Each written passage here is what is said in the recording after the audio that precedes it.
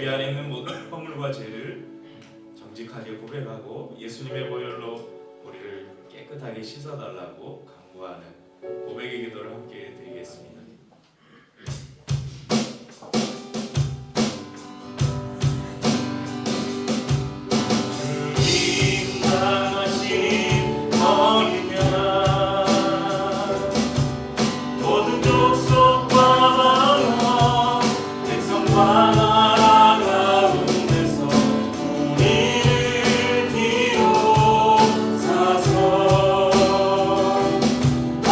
하나님께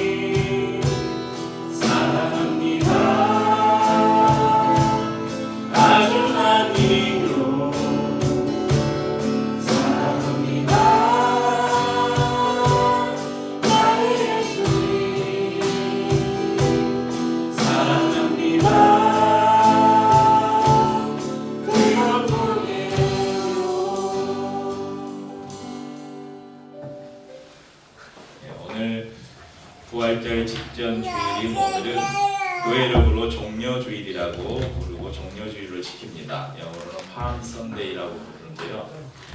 요한복음 12장 12절에서 13절에 이렇게 말씀합니다. 그 이튿날에는 명절에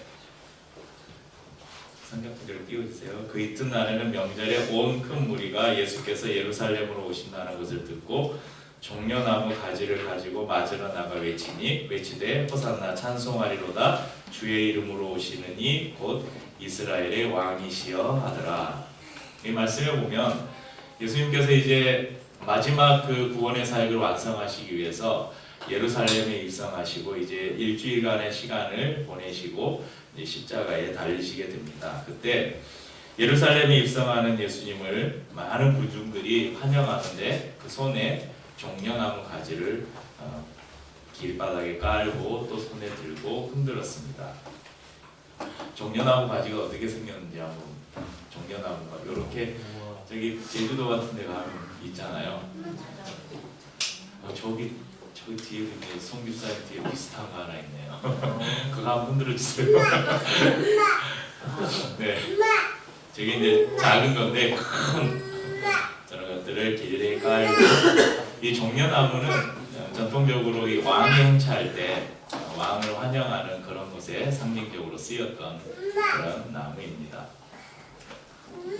그래서 예수님께서 예루살렘으로 입성하는 이 모습은 겉으로 보기에는 어쩌면 영광스럽고 화려할지 모르지만 실상은 지금 이 길은 예수님께서 십자가로 가는 길, 고난으로 가는 길이었습니다. 마태복음 21장 8절에서 9절을 함께 읽어보겠습니다.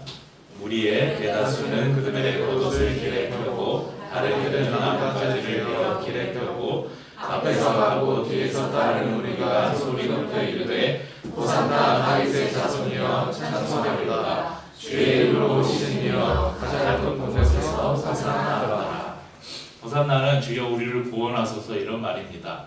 예수님을 보면서 수많은 군중들이 우리를 구원하소서, 그러니까 자신을 해방시킬, 자신들을 구원해줄 왕으로 예수님을 그렇게 환영하는데 이러한 군중들의 외침은 그리 오래가지 않아서 전혀 다른 외침으로 변하게 됩니다. 예수를 십자가에 못 박아라. 예수를 십자가에 못 박아라. 그렇게 사람들이 변하게 됩니다. 이들이 환영했던 이 종려나무는 곧 나무 십자가가 되어서 예수님을 못 박을 것입니다. 우리가 지난주에 나눈 말씀에서 이 베드로도 이 군중들과 그렇게 별다를 게 없죠. 그도 예수님과 함께 죽는 자리도 마다 앉지 않겠다고 칼을 뽑아들고 예수님 명령만 하시면 제가 이 칼로 다 베어버리겠습니다. 이렇게 장담했지만 그가 3번이나 예수님을 부인했습니다. 예수님의 신문 현장 지척에서 3번이나 예수님을 부인했던 이 베드로의 마음이 어땠을까? 지난주에 저희가 한번 상상을 해보자고 했었습니다. 그들의 기대와는 다르게 예수님은 십자가에 달리셨고 죽으셨고 무덤에 장사되었습니다. 예수님께서 가르침을 주실 때 종종 사람들에게 내가 사흘 만에 부활할 것이다 이런 말씀을 하셨거든요. 그래서 이 빌라도를 비롯한 이 종교 지도자들, 예수님을 못 박았던 자들은 그 이야기를 알고 있었어요. 그래서 혹시 제자들이 몰래 시체를 훔쳐간 다음에 예수님이 부활했다 이렇게 또 미혹을 할까 할지 모른다. 그래서 군사들을 시켜서 예수님을 누웠던 그 무덤을 철저하게 지키게 했습니다.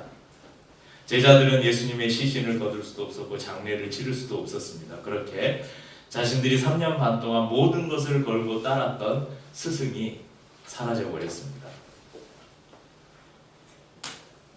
예수님이 부활하신 후 며칠이 지난 어느 날 새벽에, 장소는 디베라 바닷가입니다. 한 사나이가 서 있었습니다.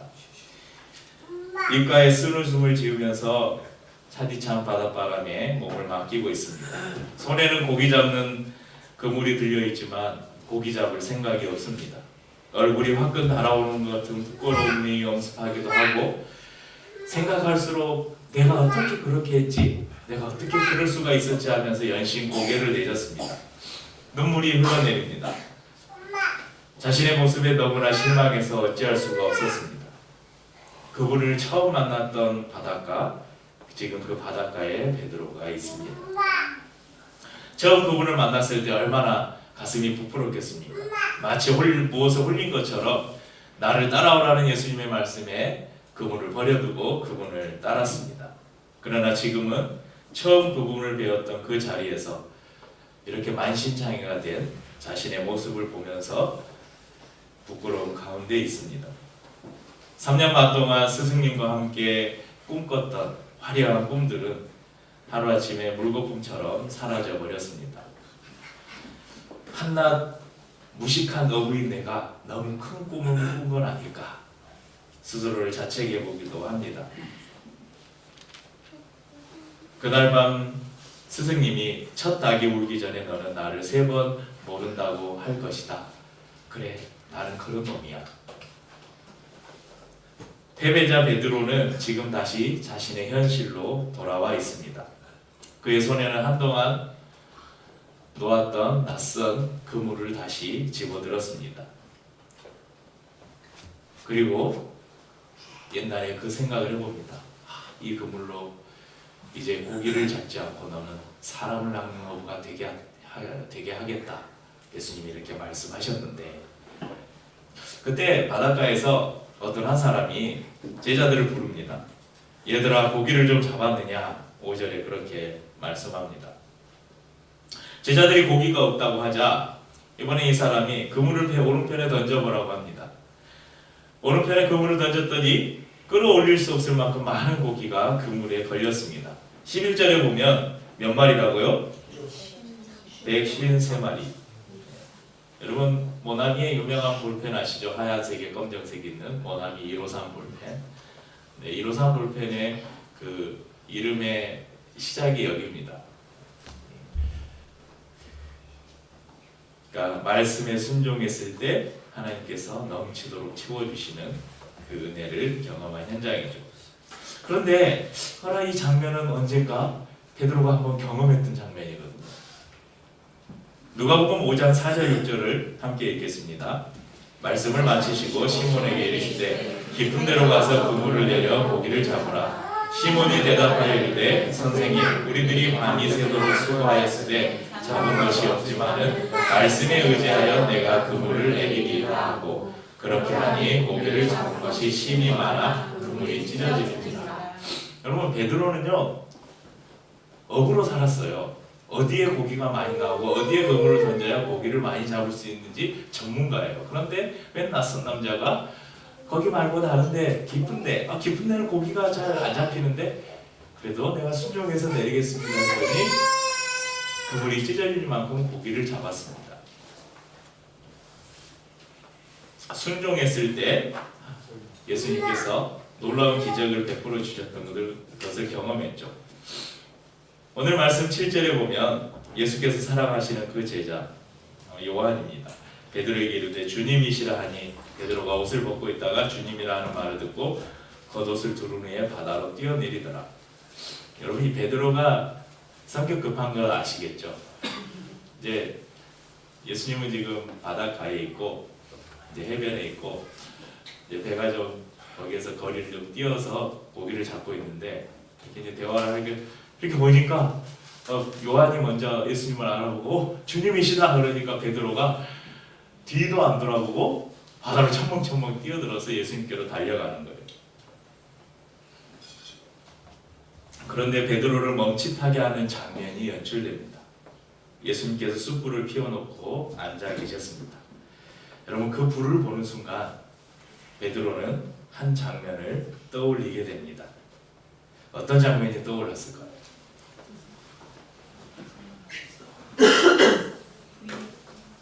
사흘 전에 모닥불 앞에서 3번이나 예수님을 부인했던 그 장면이 생생하게 떠올랐을 것입니다. 지난주와 이번 주 여러분 단톡방에 올려드린 예배 안내 포스터를 유심히 보신 분들은 똑같은 게 뭐가 있는지 좀 지치셨습니까? 지금 카톡방 열어서 한번 보세요. 근데 대화가 너무 많아서 안 보여요. 배경 그림이 똑같습니다. 근데 달라진 게 있어요. 지난주에는 거기에 영어로 문구가 있는데 I don't know him. 나는 그를 알지 못한다. 그런데 오늘 주보에는 뭐라고 되어 있습니까? Do you love me? 자, 우리가 베드로에게 한번 감정이입을 해봅시다. 주님, 저는 아니에요. 정말 그러고 싶지 않았어요. 지금도 저는 주님을 사랑합니다. 죽음의 자리까지라도 당신을 따라가고 싶은 것이 제 진실한 심정입니다. 근데 그때 왜 제가 당신을 모른다고 했는지 도무지 저도 잘 모르겠습니다. 이걸 마음속으로 생각만 하고 있는 거예요. 그때 주님께서 먼저 말씀을 꺼내셨습니다. 15절에 요한의 아들 시몬아, 내가 이 사람들보다 나를 더 사랑하느냐? 왜 예수님은 숯불을 피워두시고 베드로에게 이런 질문을 하셨을까?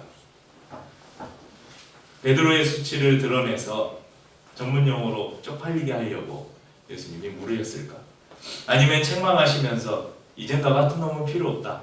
너는 내 제자도 아니야. 이렇게 책망하시기 위해서 그렇게 하셨을까? 베드로가 대답합니다. 주님, 그렇습니다. 내가 주님을 사랑하는 줄 주께서 아십니다. 이번엔 그렇게밖에 답할 수가 없었어요. 예전에 베드로라면, 부인하기 전에 베드로, 당연하죠. 제가 주님을 얼마나 더 사랑하는데 이 사람들보다 제가 제일 사랑할 거예요. 이렇게 말했을 거예요. 그런데 베드로는 그렇게 말할 수가 없어서 주님이 아시지 않습니까? 이렇게 대답을 합니다. 주님은 2번, 3번 똑같은 질문을 하십니다. 여러분, 3번째 물으셨을 때 베드로가 무지 불안했어요. 왜 이러시지? 3번이나 주님을 모른다고 했던 그 밤처럼 괴로웠습니다.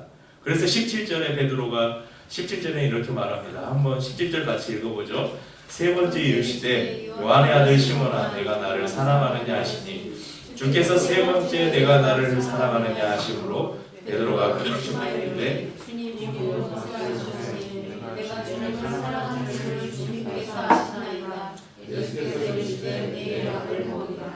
주님은 더 이상의 것을 확인하려고 하지 않으셨습니다. 내가 나를 사랑하느냐 3번 물으시고 매번 물음에 내 양을 먹이라 부탁하셨습니다.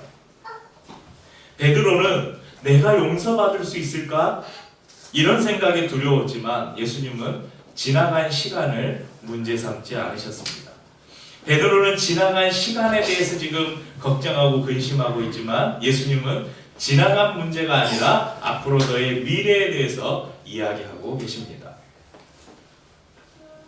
베드로의 수치스럽고 고통스럽던 밤과 예수님이 고난당하시던 밤이 오늘 지금 이 바닷가에서 다시 만납니다. 그리고 베드로의 수치와 고통을 예수님이 십자가에서 이미 다 해결하셨음을 베드로에게 보여주십니다. 그래서 세 번의 질문은 세 번의 부인을 했던 베드로의 상처를 온전하게 드러내고, 세 번의 명령은 베드로에게 새로운 삶을 새로운 사명을 주시는 예수님의 말씀입니다. 때때로 우리도 우리 자신을 보면서 수치스럽고 고통스럽고 부끄러운 때가 많습니다. 하지만 그것들을 숨기지 말고 예수님 앞에 늘 드러나야 합니다. 그리고 우리도 잠잠히 고백해야 합니다. 주님, 제가 이렇게 부족하고 연약하지만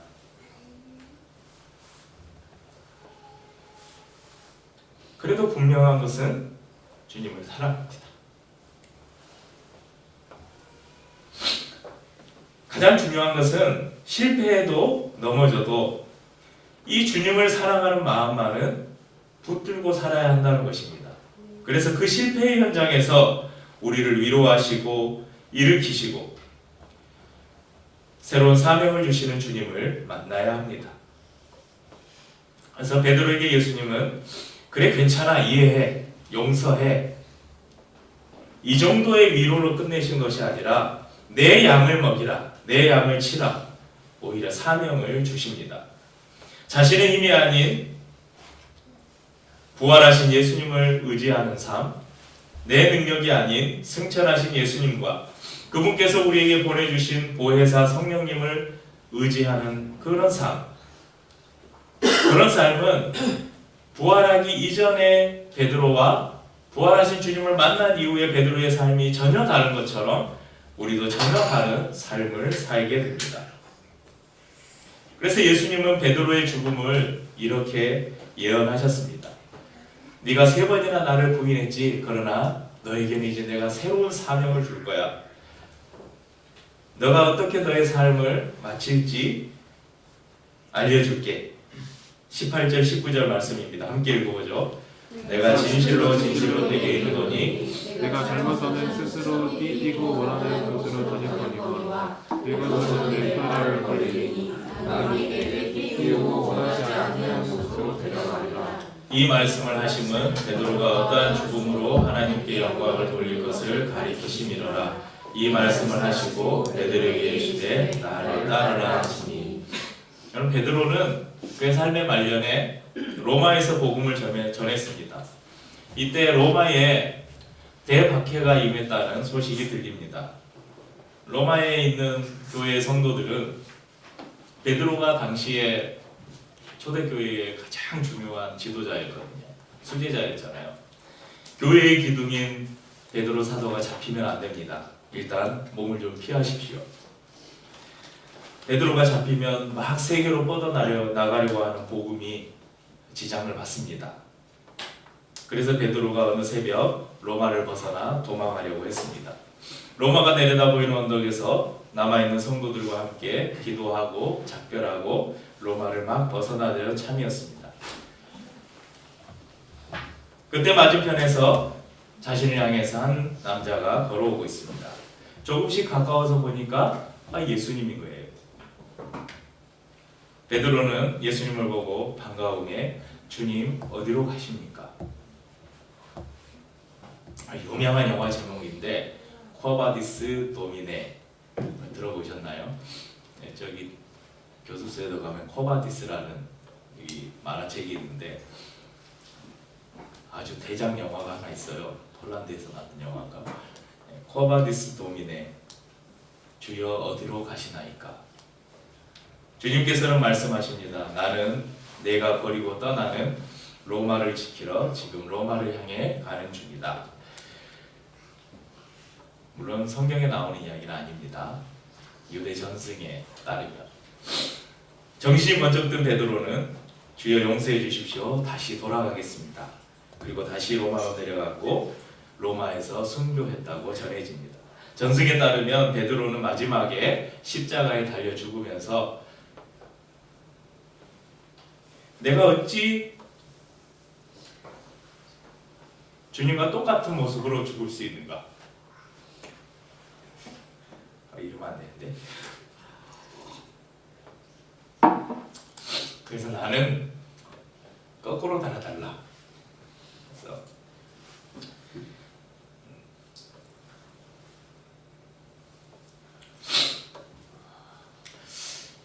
어쩌면 베드로는 그 죽는 순간 그 죽음의 자리에서 그 예수님을 3번이나 부인했던 자신의 부끄러움과 마음의 짐들을 좀 벗어놓지 않았을까.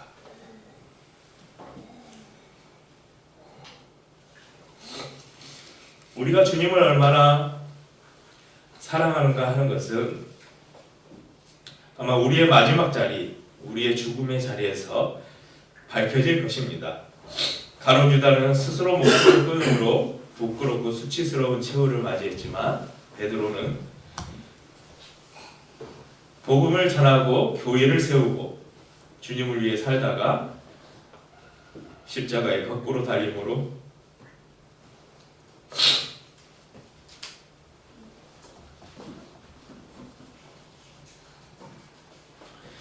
예수님의 뒤를 따르는 영광의 죽음을 맞았습니다.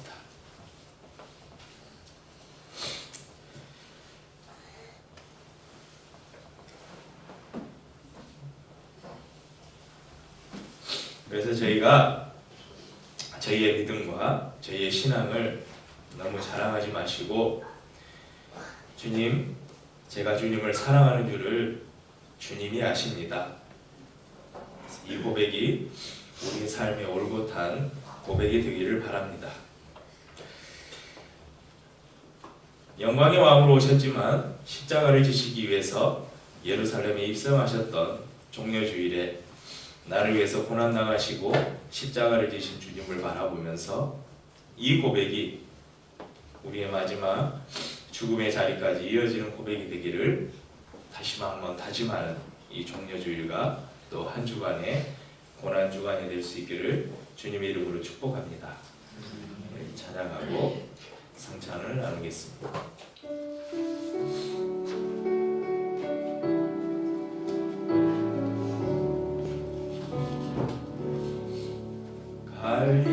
갈릴리 바닷가에서